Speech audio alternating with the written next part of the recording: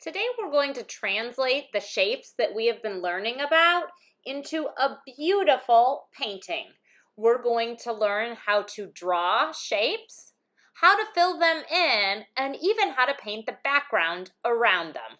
We'll start by practicing different shapes here. See if you can make a circle, rectangle, triangle, and heart. And then we're going to move onto our larger paper. I have shapes at your table.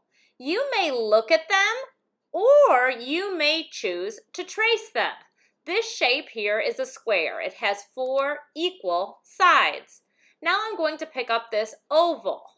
An oval looks like a circle that got stretched right out.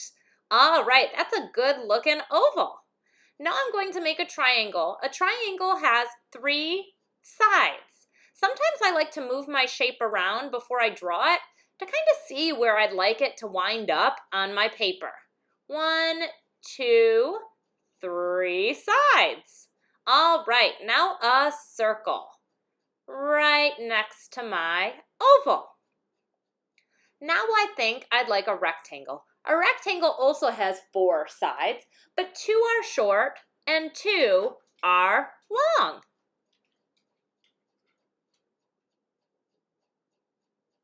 This shape here is a diamond. A diamond looks kind of like a square on its side. Now a heart. I'm going to draw almost like a candy cane. And then I'm going to draw a backwards candy cane to complete my heart. I have a little bit of extra space and I want to fill it with shapes. So I'm just kind of placing these shapes around. If you choose to trace, you hold your shape with one hand and go around. You can see here that I traced my heart.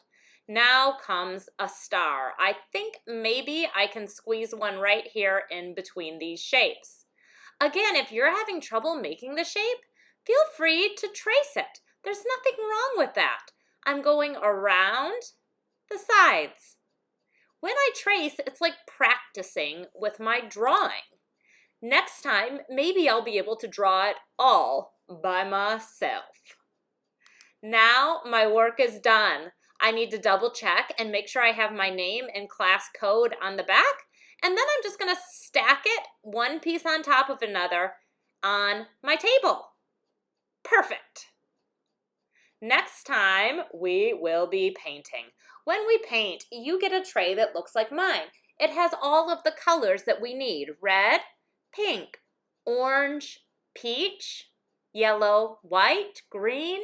Here's kind of like, I call it Kermit the Frog green. Spring green, dark blue, light blue, purple, and brown.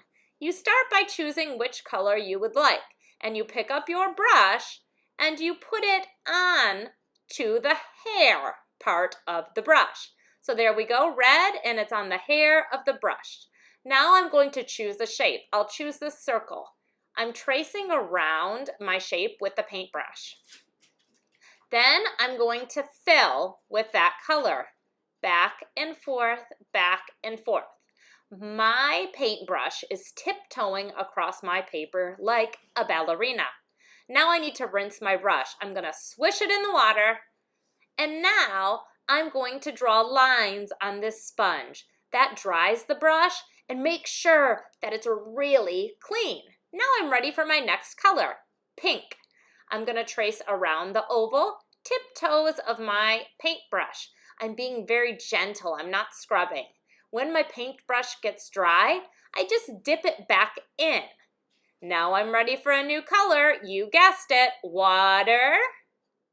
Then lines on the sponge. And I'm ready to roll.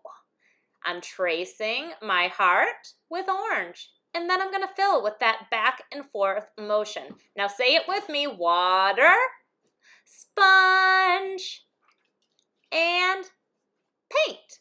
Water, sponge, and then paint. I'm going to continue to work like this until my shapes are all filled. I have a worksheet for you to practice filling shapes, And we'll do that right now. Then we're going to reflect on our work. I want you to tell me something that you discovered today, something new, something that you still need to work on, and something that you're super excited for next class. Just tell me as you put your work on the drying rack. I'll be waiting there to have you tell me and to help you with your art. Now comes the background. I'm going to trace around my shapes. I'm choosing this pretty peach color, and I'm filling. I want to cover up all the white on my paper. Get rid of all those little peekaboo spots where white might be poking its little head out. We want our artwork to be super colorful and super beautiful. This is called the background. It's not the back of your paper. It's the space around the subject. And in this case, the subject is different shapes. I can switch colors on my background, or I can use the same color. That's your choice. Remember, when you switch though, rinse, then sponge. And you can see I'm going to fill in my entire paper. Now comes time for overpainting. This is the part where you really get to make your work unique. I'm going to start by painting some stripes over top of this oval here. Blue stripes on a pink oval. Perfect. Now I'm ready for a new color. I'll rinse my brush, sponge, and I think this rectangle is going to get a happy face. He is a very happy shape. He's happy you're here, and he's happy that you're trying your best. There we go. 2 eyes. Ooh, even little eyelashes. Cute. Now comes time for his mouth. This rectangle has a great big smiley face. Even little cheeks. There we go. That is a happy shape. Then I'm going to continue. Maybe I'll make polka dots on my diamond.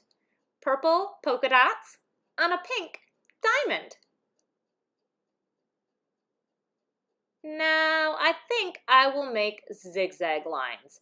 Dark green zigzags on a light green square.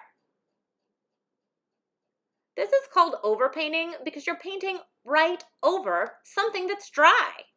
It's a really fun way to add details to your work.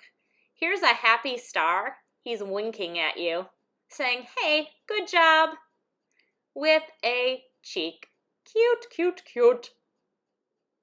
I'm going to keep working like this until every shape has some kind of detail. Here, I'm going to make cross hatching. I make stripes going in one direction, and then I just make them opposite. I'm going to turn this into a checkerboard by filling some of those squares that the cross hatching makes in. We've spent a lot of times on lines, and I think I'd like to make a wavy line now. I'm going to make a light green wavy line on my light pink heart. Very cute. Now, one last shape here.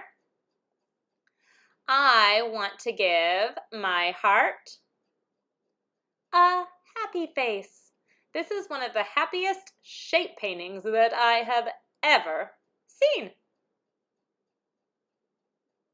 1 eye, 2 eyes. This heart is symmetrical, the same on both sides. And I think he has eyebrows and eyelashes. We're going to practice this on a worksheet before you work on your good special paper so you can experiment with different ideas. So now it's your turn. I want you to look at that worksheet and see if you can try some different types of overpainting. When you're done, you're going to have a piece of art that is beautiful and it's going to be full of color, just like these happy paintings here. Good luck, guys!